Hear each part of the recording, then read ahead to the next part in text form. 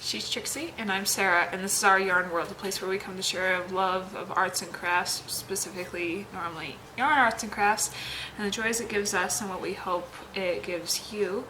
We are on episode 61, and we are coming just after Memorial Day weekend. Yeah. And to be really blunt and honest right from the get-go, we didn't get much done for various reasons. I got a bug bite on my hand the day after I filmed last week, and my mom went on a trip, so I thought that maybe it wouldn't be a bad idea for us to just share what we already have. I did get okay. To be honest, I brought my big canvas bag with my balls of yarn in it and my bag of, my crochet needles or crochet hooks and everything I needed. And I also brought another bag tucked inside my canvas bag that had some embroidery in it because, well, that story is coming. But and I never did start the embroidery while I was down there. I knew that if I just started it, it would continue. Yes, I just couldn't get started. So, but I did make 4 or 5 of my circles, and while I was gone, and I didn't do too much. A little bit in the car.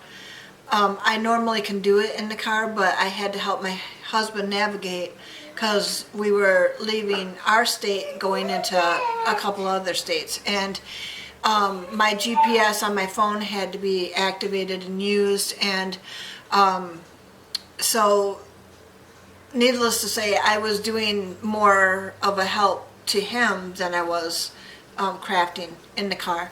And then when we got to the hotel, a lot of the nights I would sit down and do a little bit of something, but there was one night I was so tuckered out I just couldn't even think about bringing the craft out to do. I just wanted to go to sleep. So it was a good trip, but it was a happy time getting back home too.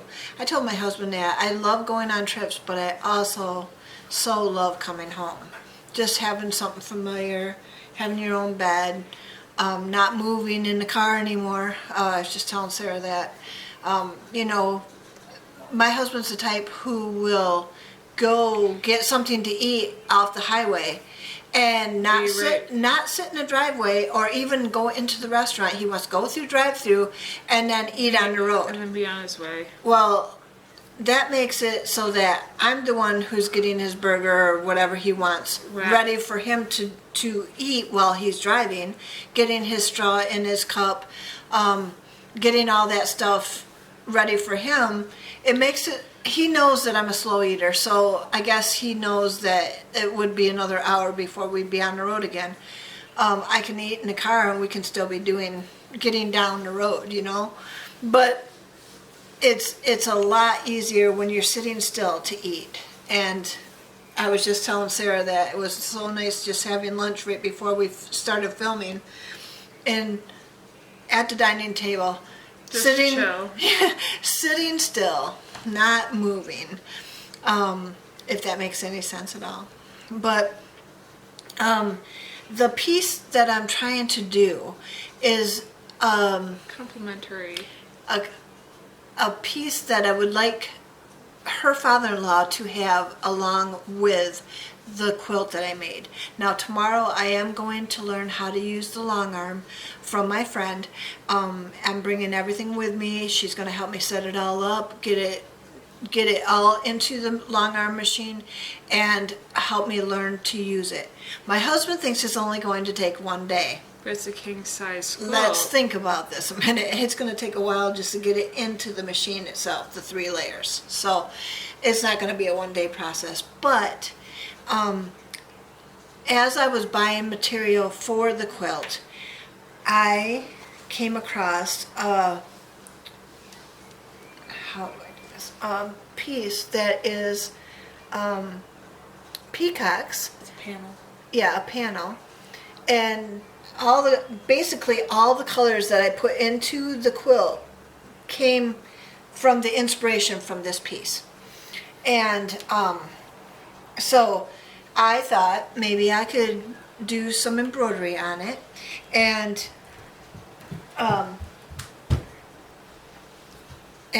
using various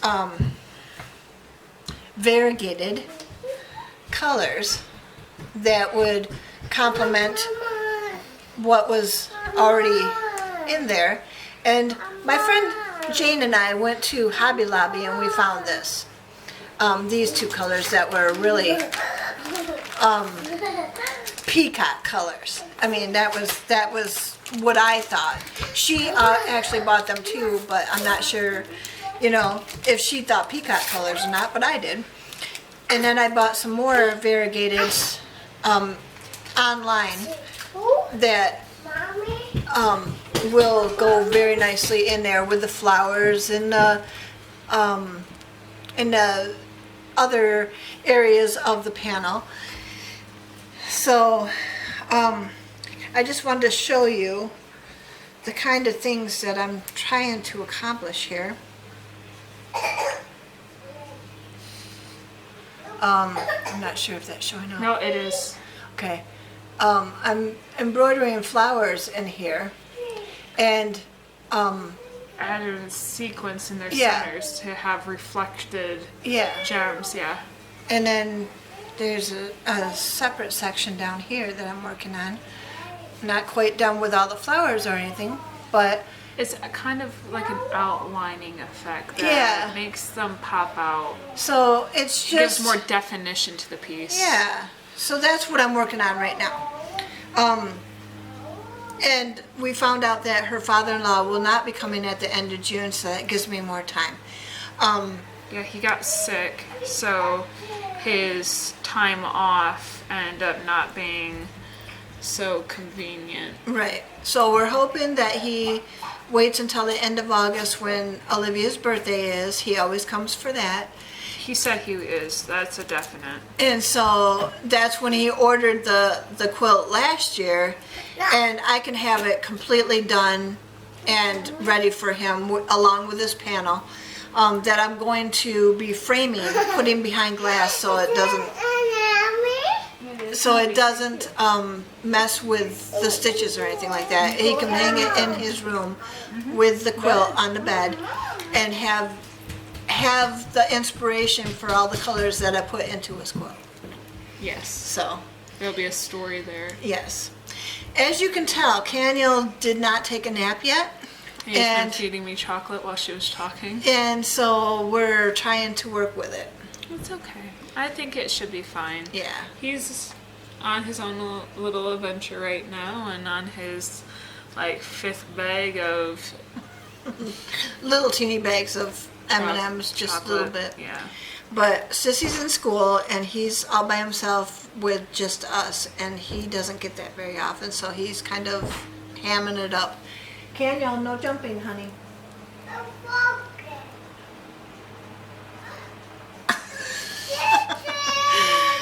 Okay, so what are you going to show today? Okay, so Okay, all right. the day after we filmed last week, I went on a field trip with my daughter for her class to go see a petting zoo that was an hour away from us. And while I was petting one of the animals, I felt something hit my hand, and I didn't realize that the animal would have, I could see that the animal had been rolling in hay or something, so it's I saw that, but I didn't notice that there was something else that I might have come up against petting this animal. And I did in fact have something hit me, and I got bit in the palm. It was right in right in this area, and it hurt. Bending the hand. This is my right hand, so even just eating different things, and I was just I'm not gonna stress myself out trying to do projects this weekend. It's Memorial Day, and I have opportunity to spend it with family. Even while they were gone, I had opportunity to be with my brother, and my husband has been working overtime, so I was able to have that downtime with him, and it was just well needed. And so what we did instead was on Memorial Day in our location, there is something called Burley Park, which is about an hour away in a different direction, but it's this big flea market of people that come and for almost several blocks have nothing but their stuff for sale, whether it be stuff that has accumulated in their house, like novel things. Daniel, no thank you. Or whether it be well-crafted items like woodworking, or even I saw a whole cast iron section, or just anything you can think of. All right, come here. Go see Nana. And there's some people working with resin there, some people with yarn, some people that were that made clothes or different things. And it was very, very cool to be there. It was my first time there. I did not go to sell. I just went to kind of peruse, and I ended up buying my kids some really character-driven like bucket hats. That one was a Paw Patrol one, and one was like a Cars one from Disney and Pixar, and it was really good. It allowed them to be able to have some joy in going and doing it. The only other thing I bought was a made resin cast keychain that also kind of doubles as a self-defense tool. So as you can see, it's a kitty with, you know, a whole face and stuff, but if you put your fingers inside, it can just help give you some peace and support if something were to happen. Granted, I don't plan for anything to happen, but it just seems so clever, and I wanted to be able to support the creators, so I was more than willing to just buy it. And honestly, I have a black cat, so it just kind of fit me, you know, having my little black cat. Now on my keychain, before going on this trip, I was able to purchase this Satchel Backpack that can be just cast across as a handle, and can even be handled where you put it in the front so you have access to everything in front of you, like more at the side as a hip, but it's just everything's right there, kind of like a cross the neck purse. But it just kind of doubles as that, and I was able to put my books in it, and everything that I needed that did not fit in my pockets just sat there, and was very much a go-to, very nice, very convenient bag that I'm very excited to have just for an everyday bag, because when I became a mother, most of my purses end up turning into diaper bags, and that's why I end up using was the diaper bag as what my wallet and phone and keys went into. And now I have a huge backpack that doubles as my diaper bag. But my daughter being pretty much potty trained now, and my son very much on a very set schedule as to when he uses his diaper, I literally just had to throw like 2 diapers with a lower, thinner pack of wipes in there. Yeah. Still had some room for snacks, still had all the things I needed, and just was able to throw it on. And I was not having to carry this huge lunkin thing, and I was able to buy a bag that I wanted that now actually can double for my needs of my reading and everything that I want. And I can just throw a diaper with a wipe in there and be set for a couple of hours because my kids are growing up. And isn't that a good it was thing? just really nice to be able to buy a bag that wasn't supposed to just be for me as a mother, but me for me. Yeah. That I still was able to make space for being a mom. And it just really was very nice. I didn't really buy much there. Like I said, even my husband didn't buy much. He ended up finding a couple of wood plane working tools, but we both got ourselves $100 each to be able to go, and the most expensive thing that we ended up buying was the kids' hats. Yep. You know, and that's how it works. And sometimes. so it was okay. Luckily, I was able to later go to a bookstore. I went to our local Barnes & Noble because we were going to go to the Woodland Mall in the city next to us, the bigger city next to us, in Grand Rapids, but my car was not enjoying the trip on the highway, so we just decided to bring the kids back home, and my husband was more than fine with staying with them and chilling with them while I went to Barnes & Noble and grabbed a couple books for myself, and then picked up dinner. And luckily it was really nice because I really like this author, but I have, every single time I take the time to go grab his books, I'm always just like, they're so small and yet they cost so much. Yeah. And so I'm sitting there just fighting myself, being like, you really want the book. It's more than worth its price, but at the same time, it wasn't the price is not what you were expecting for the volume size. Yeah. And like my mom can obviously see how small these are, but Right. there's a dollar difference between this the amount of this book to this book, and this was Wow. 16 and this was 17. Wow. Craziness. I still chose them, and here's why. Every single time I take the time to sit and be like, I will just order a used version of this online, I never do. I never do, because this has always been something I want to pick up. Right. For some reason, this was always a book that I physically wanted to pick up, not just, it's okay if I go buy it online.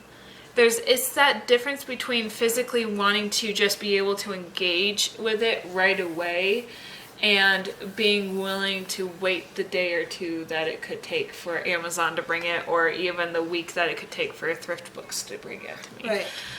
And, there was another book there that I wanted to pick up, but because it was hardcover, it was $32. Woo. And I ended up finding it used on Amazon, free shipping without it being on Prime for under 10. Wow. So I just picked it up there. I literally bought it there while reading the back of the book in the bookstore, put it back on the shelf, picked these up, and left. And That's the way to do shopping nowadays. right. This was a commitment, like I said, to purchase these books. They are George Orwell. It's actually not his name; it's his pen name. His actual name is. Forgive me, I'm gonna have to look it up. Don't you hate that when you just got done reading it and it's not there?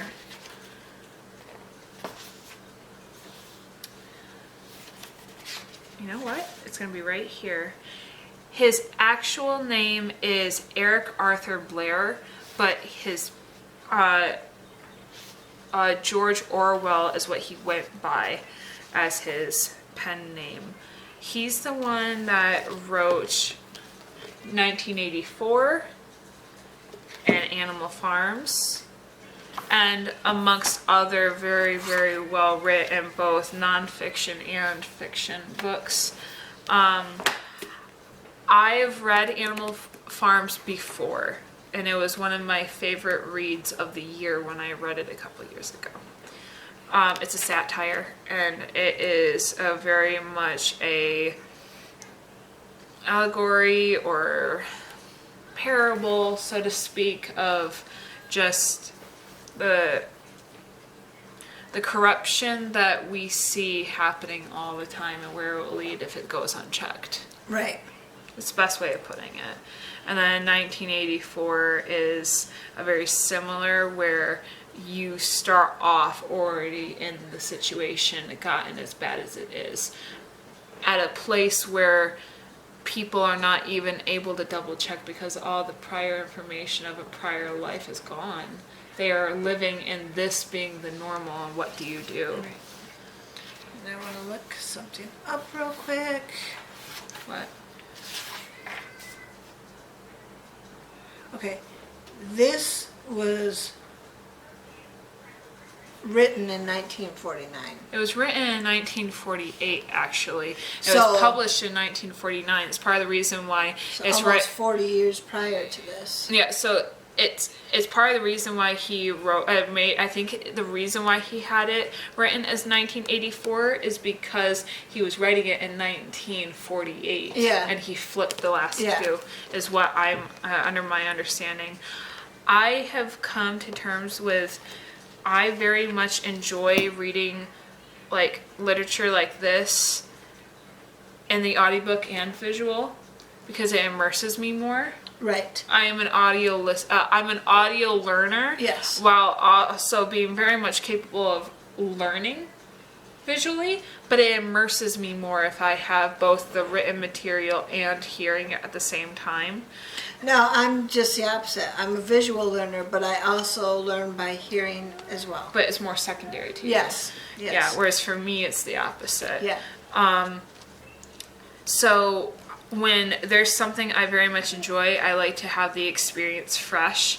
So when I read at Animal Farms originally, I read it through an audio book version. I am very excited to be able to do that again, but in this time, be able to have the experience while seeing the words, because it makes it more.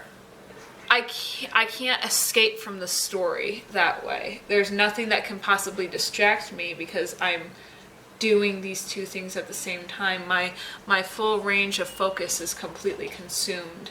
Right.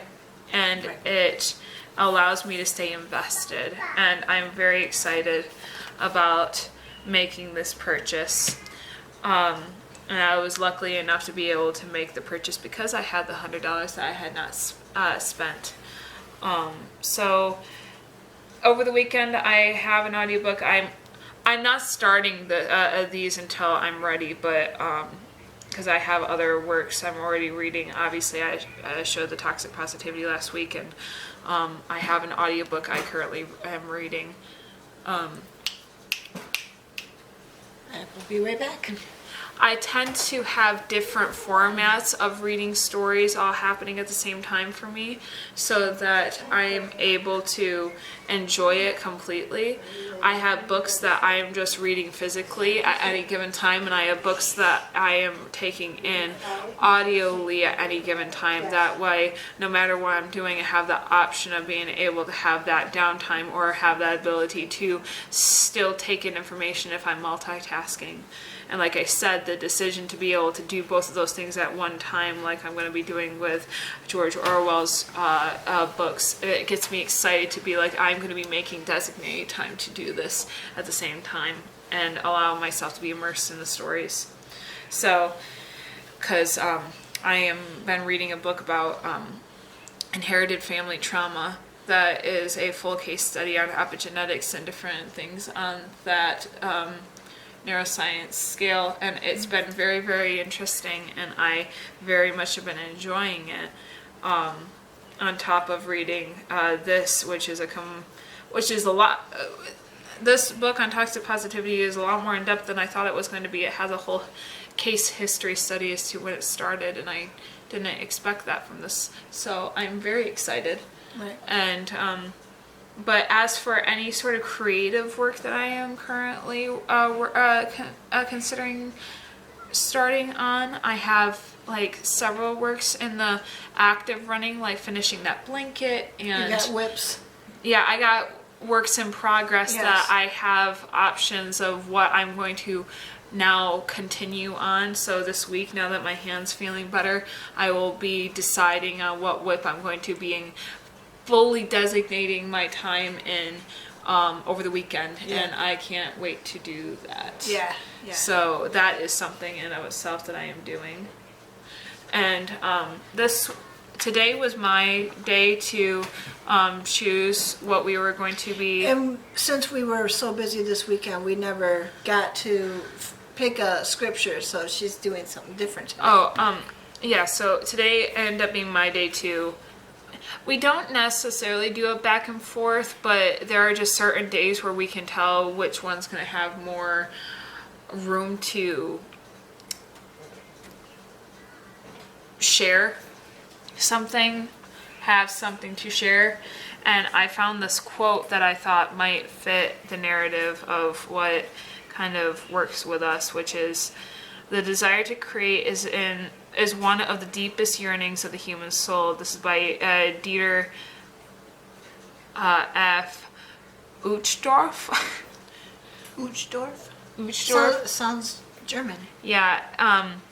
It just kind of resonated because, you know, the whole aspect that creating isn't always physical. It's manifesting a future that you want to see happen, is what I kind of... and everything starts in your brain or your mind, and creates through your you know, hands. some people want to create a better world. Some people want to be able to create a better environment. Some people want to be able to create a different perspective. Some people want to, you know, it comes from a deep part of the human experience, which is that this is one of the things that resonates so solely to where we come from.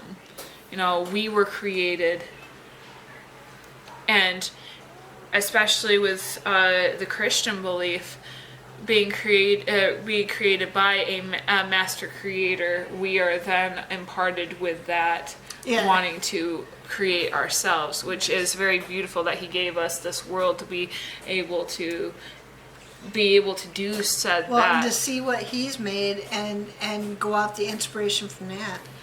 All the different colors, and you know, you've got birds of many types and colors, and flowers of many types and colors, and trees of many types and colors. I mean, the variations on everything, fish, just everything. There was something that I was reading or watching that was explaining that there's different color spectrums that even our own eyes cannot see. So like dogs see in different color spectrums, different animals see in different color spectrums, and they can tell that because of the way that the eyes and the retinas are created are not built the same as ours. So there is a very obvious difference, kind of like people who are colorblind. If they looked into the eye, there is something different about its actual makeup that does not allow for the same filter. That's why you can get corrective lenses for color blindness, because they don't have the same lens that a full color blind person would. So adding that lens allows them to fully be able to see at the capacity that we do. Well, that makes sense. Animals don't have the same lenses as we do, but they have lenses that we don't. Yeah. And understanding that there is vibrations that come off of plants that indicate that they could be talking, indicating that they have a variety, like, you know, like heat signals. Like if you see like those heat goggles that allow you to see where heat is distributed by like body heat or whatever. When you look at that for plants, there's something that's coming off of them when they're exposed to different things like water, different things like what they can sense in the ground. I'm not saying that they're necessarily alive, but they are a living thing, and there is something to be said that in and of itself, the reason we don't see that is not only because we can't hear it, but also because we can't see it. It's not in the same color wheel as us. And there's just something about how amazing and complex God's creation is, and how, again, even being able to create things to be able to know more and create even the questions that allow us to know more is something just so deeply ingrained in who we are and what's a part of the human experience that it's what separates us from different creatures on the earth. I think is the desire to create. Yes, the desire to create is one of the deepest yearnings of the human soul. I would totally agree with that. It's just, you know, for me, color is a big thing. And see, you know, I do appreciate the neutrals in the world, but I love vibrancy. I love color. I don't always show that in everything that I do, but when I do, you're gonna know it because I mean, yeah.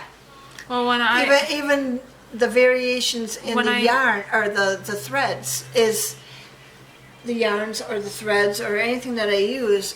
If there's a variety of color in it, I'm at my happiest. well, okay, so when you think of me, you see things like this. Black and white. When I see you, I took a vision and made you a gnome that had nothing but color all Yes. over it, Yep. because that's where you create. Yeah, that's what I am. I create in color. But yeah, that's the exact opposite for Right. me. Exactly. But you know, she does things for other people, so she has to go with what their color palette is. But if it was her choice, it would be black, gray, and white. Yeah. I don't have a huge color wheel. That's okay. It makes me happy. That's what makes us all different. I mean, that's why we all should be getting along, is because the differences in us make us more interesting.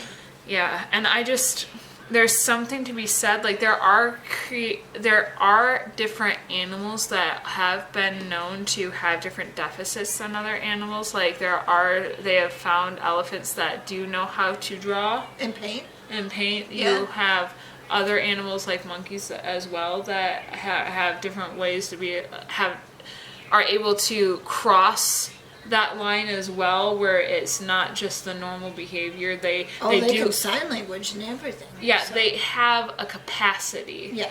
for more than what we give them credit for. Right. So I don't know if it's a language barrier thing from us to them that is now just being explored. Right. But there's just something very much holding true that as we know it right now in our time and what we do understand, Right.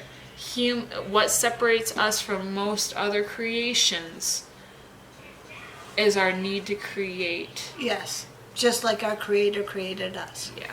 So I just thought that would be something, just nice reminder that this is part of the human experience, this is part of who we are innately, and that there's no reason to feel ashamed of your interests in that regard, that if it's what sparks your creativity, that as long as it's within safety, there's no reason that it's...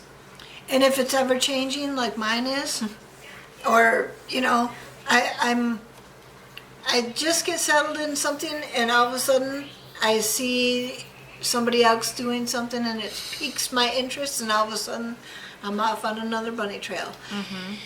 That's how this embroidery came back into my life. I mean, but I've been there before. So it's nothing new.